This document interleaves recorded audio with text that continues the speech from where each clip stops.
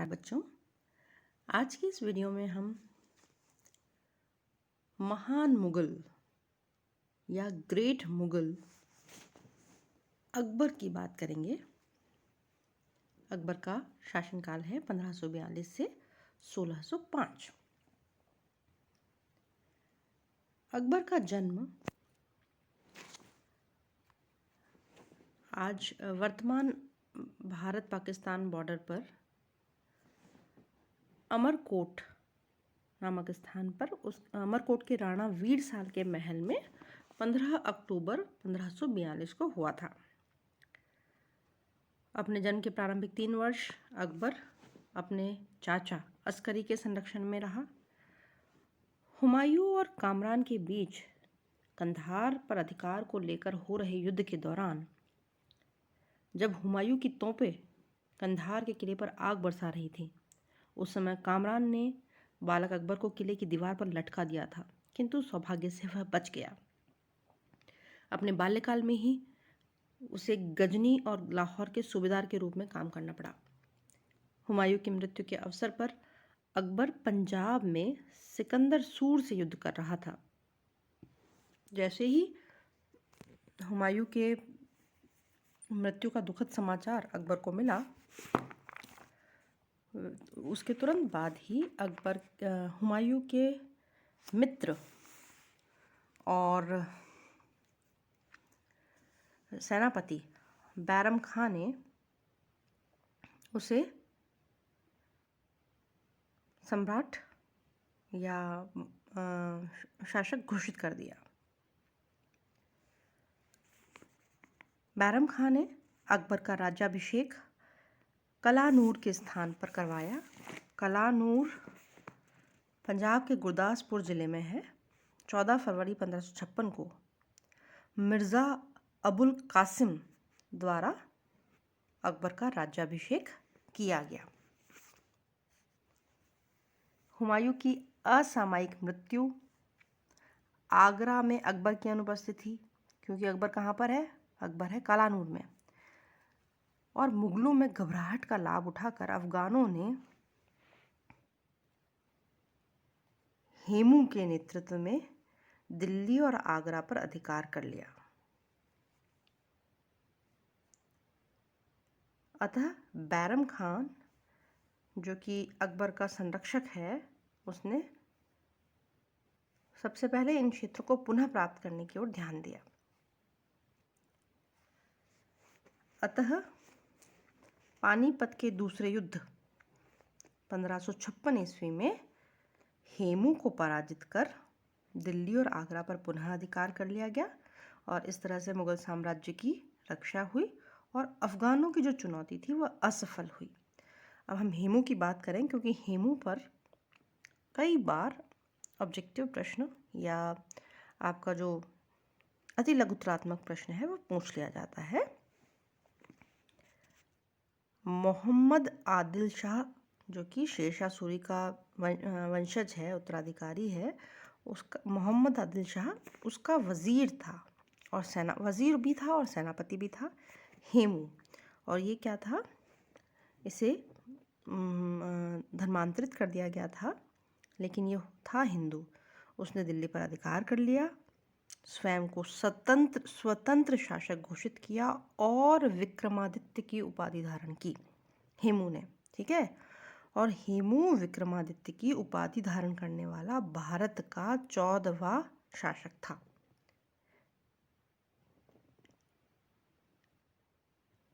अब हेमू की पराजय हुई पानीपत के द्वितीय युद्ध में और दिल्ली और आगरा पर पुनः मुगलों का अधिकार हो गया। अब हम बात करें बैरम खान के संरक्षण में अकबर के शासनकाल की। तो ये जो समय है वो है 1556 से 1560। ये 4 साल वह बैरम खान के संरक्षण में रहा। हेमू की पराजय और मुगल सत्ता के पुनर्स्थापित हो जाने के बाद बैरम खान ने जो बची कुची अफगान शक्ति थी, जो सूरवंश के लोग थे और लोदी भी कहीं कहीं बैठे थे, तो बैरम खान ने अफगान शक्ति के जो बचे कुचे अवशेष थे उनका भी अंत आवश्यक समझा। इसलिए 1556 से 1560 के बीच अकबर के संरक्षक के रूप में काम करते हुए उसने दोआब और मध्य भारत के कुछ क्षेत्रों में अफगानों को पराजित किया। सबसे पहले उसने मेवात क्षेत्र पर अधिकार कर हेमू के परिवार के विरुद्ध कार्यवाही की और उनसे शाही खजाने का धन वापस लिया। 1558 से 60 के बीच में ग्वालियर और जौनपुर पर बैरम खान ने अधिकार किया। रणथंभौर और मालवा पर भी आक्रमण हुए, लेकिन कोई विशेष सफलता हाथ नहीं लगी।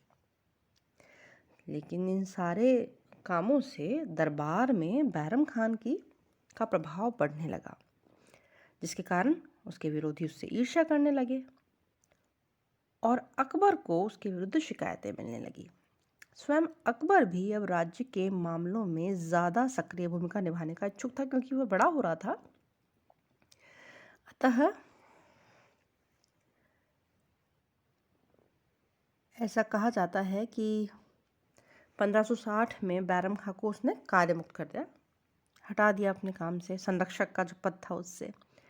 और बैरम खां ने इस निर्णय से अप्रसन्न होकर अकबर के खिलाफ विद्रोह कर दिया था और इस विद्रोह का दमन करने के लिए बैरम खान और अकबर के बीच तिलवाड़ा नामक जगह पर युद्ध हुआ, जिसमें बैरम खां पराजित हुआ और 1561 में उसने अकबर से क्षमा याचना करके हज पर जाने की अनुमति मांगी और अकबर ने उसे हज पर जाने की अनुमति प्रदान की।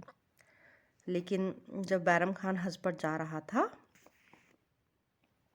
तो उसकी मक्का जाते समय गुजरात में अफगानों के एक दल ने उस पर आक्रमण किया था और मुबारक खान नामक एक अफगान, जिसके पिता को बैरम खान ने मच्छीवाड़ा का युद्ध 1555 में जो हुआ था के युद्ध में बैरम खान ने मुबारक खान के पिता को कत्ल किया था, मार डाला था। इसलिए मुबारक खान ने बदला लेने के लिए हज पर जाते बैरम खान की हत्या कर दी।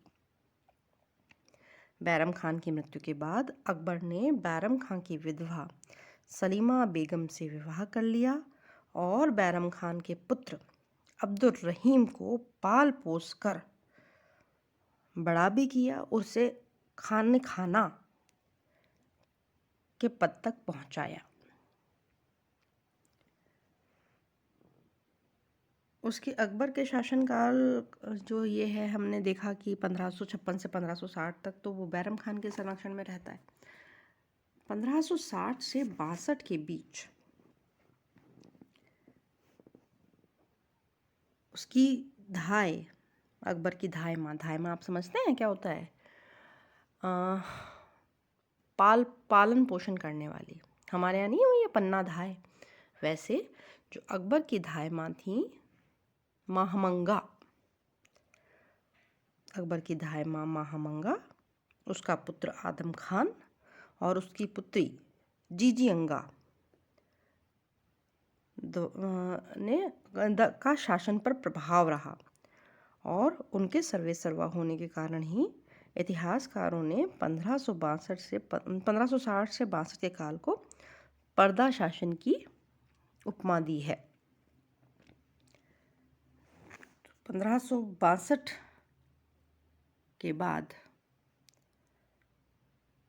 स्पष्ट रूप से शासन अकबर अपने हाथ में ले लेता है, प्रभाव मुक्त होकर, सभी प्रभावों से मुक्त हो जाता है और वो शासन अपने हाथ में ले लेता है। इसके बाद हम बात करें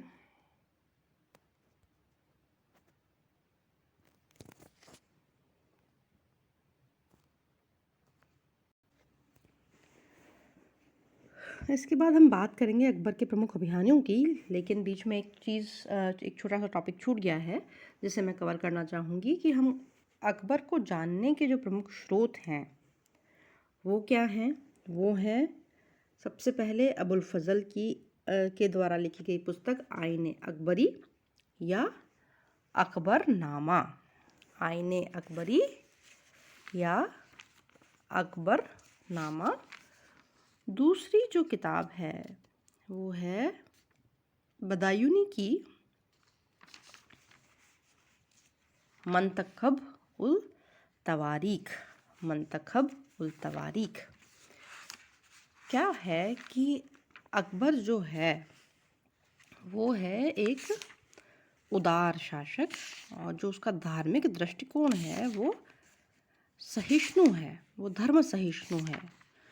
इस वजह से जो उलेमा वर्ग है वो उससे कुछ नाराज़ है, और उनमें से एक है बदायूनी, जो उसकी धर्म सहिष्णु नीति का आलोचक है, और उसी दृष्टि से उसकी ये पुस्तक लिखी गई है जिसका नाम है मंतखब उल तवारीख। मंतखब उल तवारीख। अगली जो किताब है वो है निज़ामुद्दीन बख्शी की तबकाते अकबरी। तबकाते अकबरी। अब हम चर्चा करेंगे अकबर के सैन्य अभियानों की, जिसका कि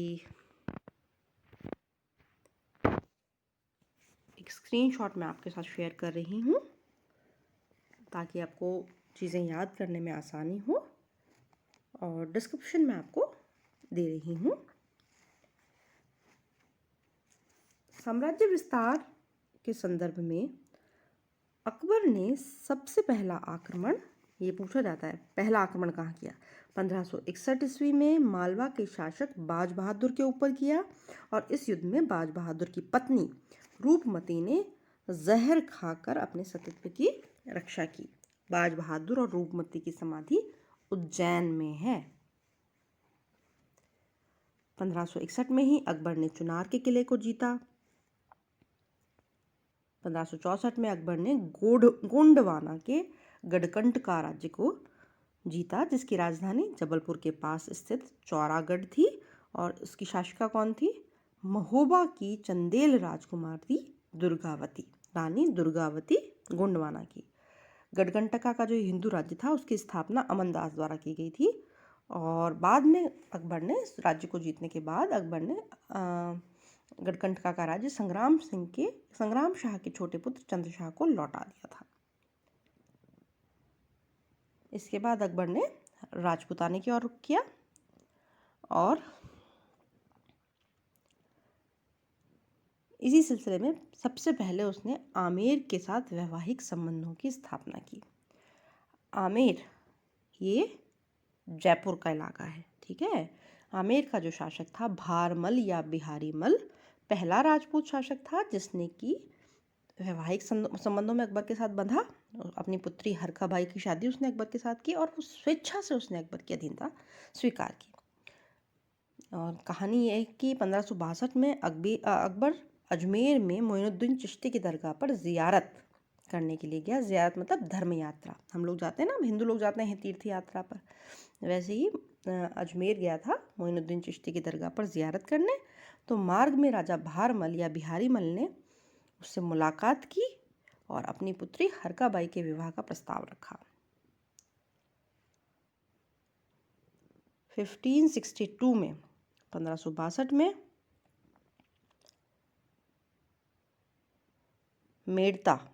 मेवाड़ के अधीन एक जागीर थी मेड़ता, उस पर हमला हुआ। 1567 में अकबर ने चित्तौड़ के किले का घेरा डाला, और चित्तौड़ के शासक उदय सिंह ने सामंतों की सलाह पर किले का भार जयमल और फत्ता इज फतेह सिंह को सौंपकर वो उदय सिंह जी जंगल में चले गए। चित्तौड़ का जो किला है वो मध्य राजस्थान का प्रवेश द्वार माना जाता है, और चित्तौड़ पर जब हमला हुआ है तब अच्छा खासा कत्लेआम हुआ चित्तौड़ के किले में।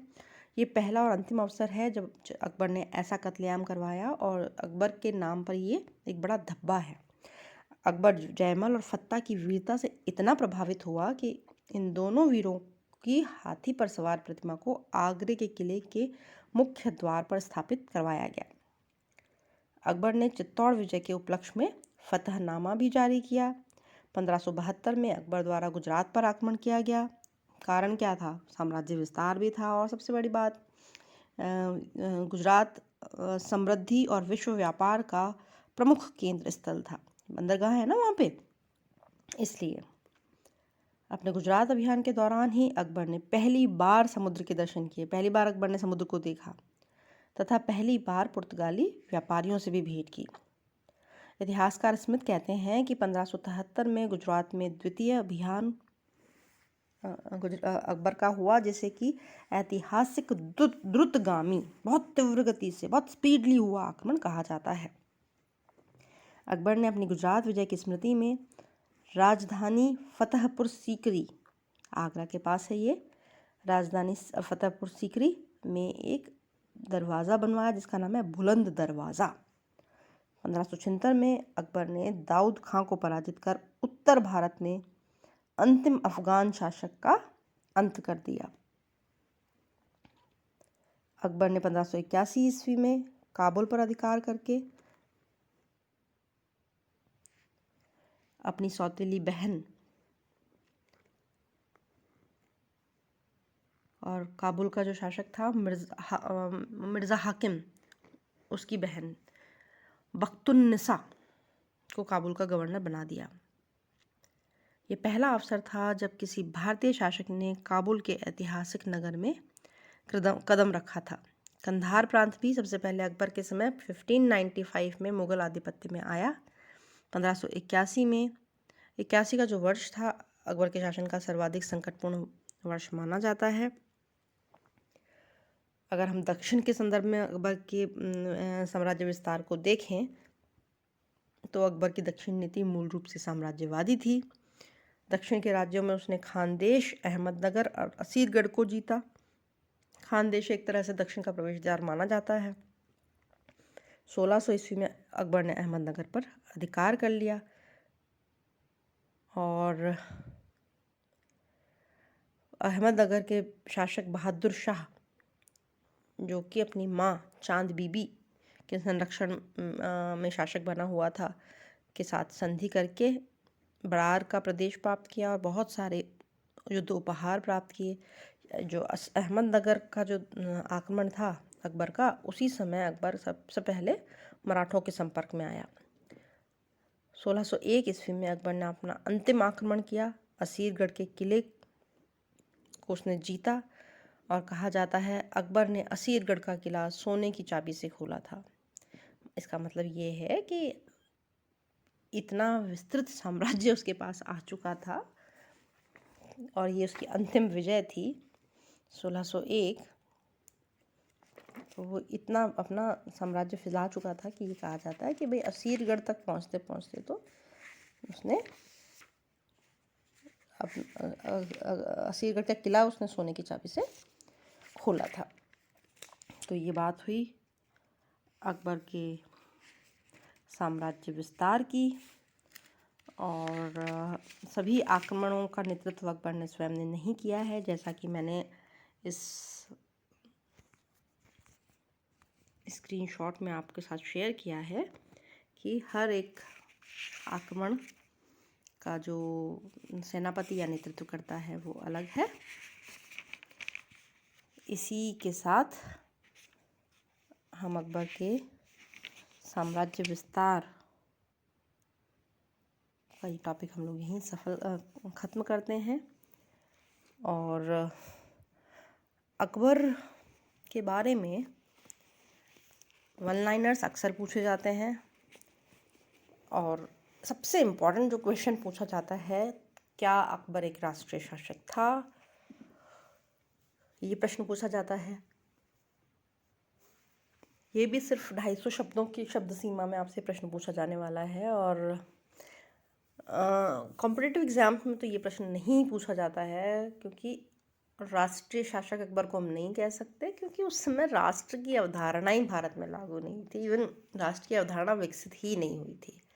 आज की दृष्टि से हम देखते हैं कि वो राष्ट्रीय शासक था या नहीं था, लेकिन वो एक महान शासक था और उसने कई सारे नवीन प्रयोग किए हैं। उनके बारे में हम अगले वीडियो में चर्चा करेंगे। उसकी विभिन्न नीतियों की चर्चा की जाएगी। अभी के लिए इतना ही। Thank you.